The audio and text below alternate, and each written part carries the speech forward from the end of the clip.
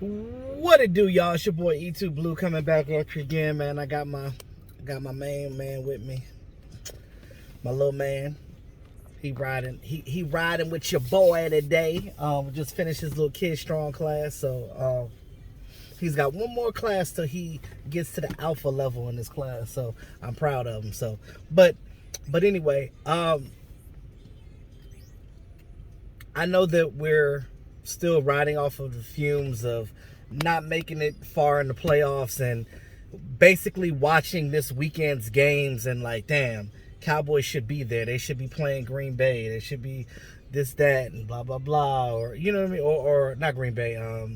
I guess we would be playing the Buccaneers because we were the third seed or whatever. So, but yeah. So either way, you had an opportunity to have revenge from that week 1 loss against the Buccaneers. But, you know, it is what it is. You know, I understand the frustration from Cowboy fans, and I understand how a lot of fans feel, and I understand the comments that have been being made about this team and about blah, blah, blah. But let me be the equalizer here, right? So again, I always try to, as a Cowboy fan, I feel how y'all feel. I'm like, but I understand it. I do. Trust and believe me, I do.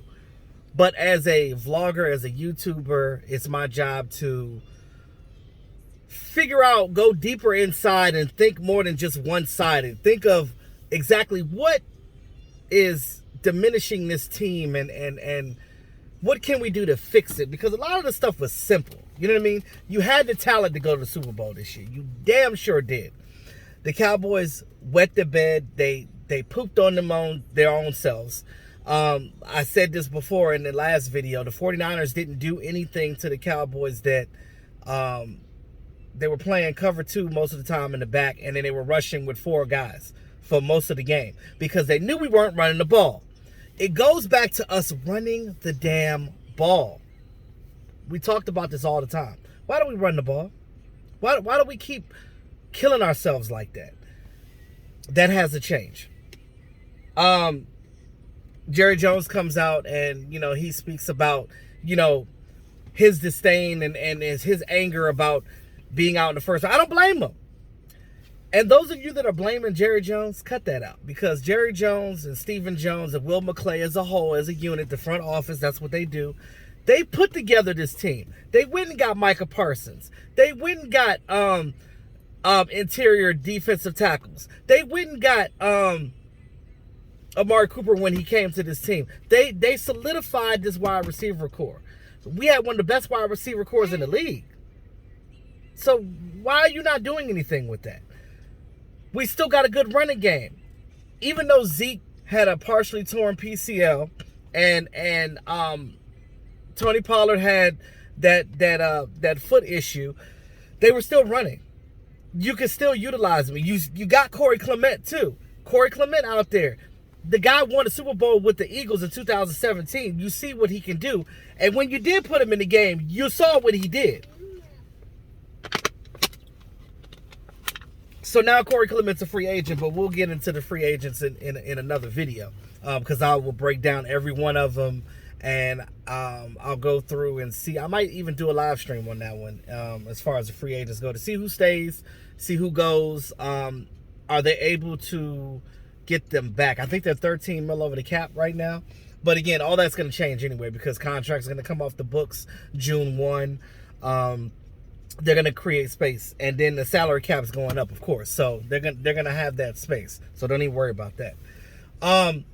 But as far as if you want to say anything about the free agency, I would say that Randy Gregory is probably one of the main ones that you bring back. He's pretty much number 1 priority because you want to keep solidifying your defensive line. So you have him and Lawrence, and then you still got Micah Parsons. We know that Leighton Vander Esch more than likely won't be on this team, but like I said, we'll get into that another time.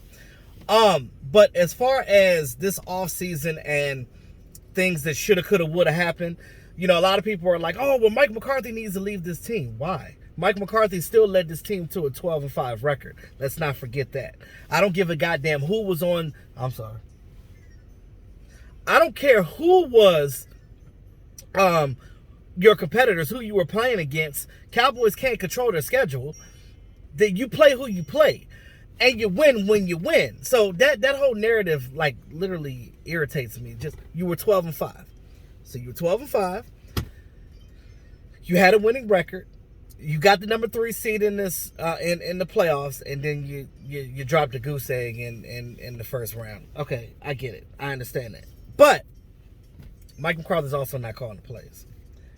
Why is Mike McCarthy not calling the plays? Because Jerry Jones told him when he got hired, I want you to let Boy Wonder call the plays. This is coming from the top. Because we know the Mike McCarthy that we know from the Packers, he calls his own plays. Now, had Mike McCarthy called his own plays and this situation still happened, then I could put all the blame on Mike McCarthy. I put some blame on Mike McCarthy because, again, you are still the coach of this team. You should have demanded him to, I don't know how that works, but they should have demanded him to run the ball more. Figure that out. But I guess because the Joneses told him don't step in the way too much of Kellen Moore, because that's what Jason Garrett did. Jason Garrett did that a lot with Kellen Moore. He kind of like impeded his process. So I figure, I believe that Kellen Moore would have been even better now if that didn't happen before. But it is what it is. This was growing pains for Kellen Moore, and I know the fans don't want to hear that. I understand that. Oh, because I hear it all the time. E2, I don't want a guy that's learning on the job. Let me get somebody that's good, like a Norv Turner type of guy. I get it. You want a guy that's established. But again, all those guys started somewhere too. Somebody had to give them a chance in the beginning of their coaching career so they can get to the point where they are now, right? So the same thing goes for Kellen Moore. Granted, yes, he's not all bad. He did his research in the offseason. I've spoke on this. He's done his research. He got in his bag, but he used all his tricks up. So by the time Christmas came, which was the playoffs, he ain't had no more gifts to give out. So he didn't know what to do, and he didn't know how to make the adjustments. These defensive coordinators been doing this for a long time, and they just outcoached him. He got outcoached. So Kellen Moore has to learn from this, and if he is still on this team, if he doesn't get a coaching position, I don't know why anybody would make him a head coach, because you got to be a great coordinator. Well, whatever. But I just don't think he's ready to be a head coach. Now, if he go to Jacksonville, you got the young quarterback down there, Trevor Lawrence, you can figure some things out. And he'll probably have Trevor Lawrence throwing all over the park. Now, that might work for Jacksonville, but with the way the Cowboys are run, we're a run-first team. We're a run-heavy team. We have the Bulldogs to do that.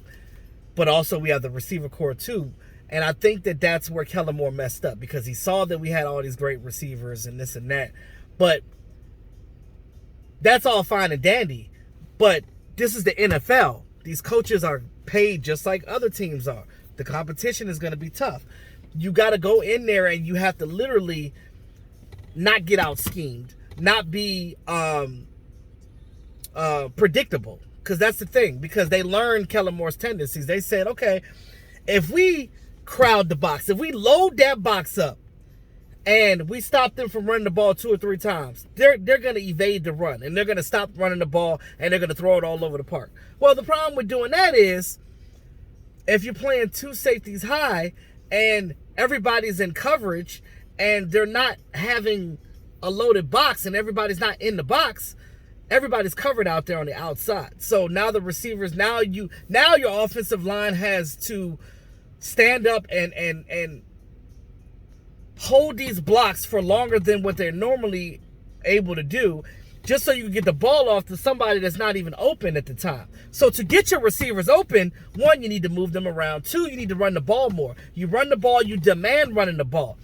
Stop running straight dives. They're going to have to kick it to the outside. Every time we kick it to the outside, what happens? We get positive yardage, at least 6 yards a pop. So there's no excuse for that.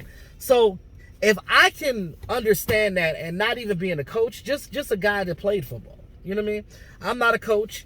And I probably will never be a coach. But at the end of the day, I understand football and I understand the dynamics of it. But if me or Joe Schmo, and these guys are better than I am, obviously, because they're in the NFL coaching, you have to understand that when people are scheming these things against you, you have to learn to counteract that.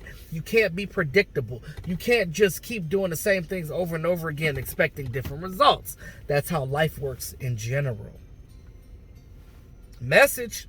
So, with that being said, I just hope and pray that whether we have Kellen Moore or not next year, if he's not here, will Mike McCarthy call the plays? I hope so. If Kellen Moore's not here.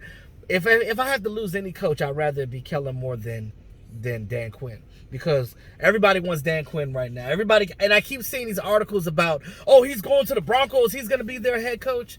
But does he want to do that though? What quarterback do they have? They got Teddy. Did they have Teddy Bridgewater? Teddy Bridgewater and Drew Lock. Is Trevor Siemian still up there? I don't know. But those are the three quarterbacks that I remember that was up there. So none of those guys are Dak Prescott.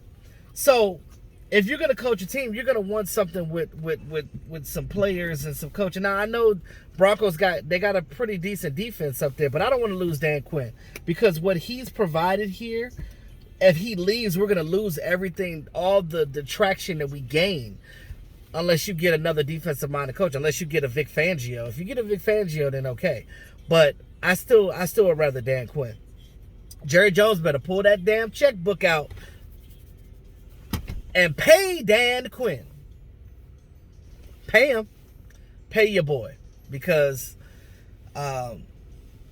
he's got to stay here by any means necessary. But that's all I got for right now, guys. Just so you know, my off-season schedule, those of you that are newer to the channel that don't know what I normally do in the off-season. So I will still be doing Cowboys coverage. Anytime they make a move, blah, blah, we'll be talking about it. I'll try to get some more live streams getting in, especially after the Super Bowl. And definitely after the Super Bowl for all you channel members. We'll be doing private live streams. Let me know if you have any topics that you want to talk about that's not football related. In the private live streams, we'll be put those in the community, in my community tab, and we'll talk about it, and I can come up with those ideas, and we can I can formulate it, come together, and I'll organize it, and then we'll talk about it in the private live streams after the Super Bowl. Also, another thing too, I do plan on trying to have topics of discussions for live streams. I'll do those for not just private, but regular ones as well.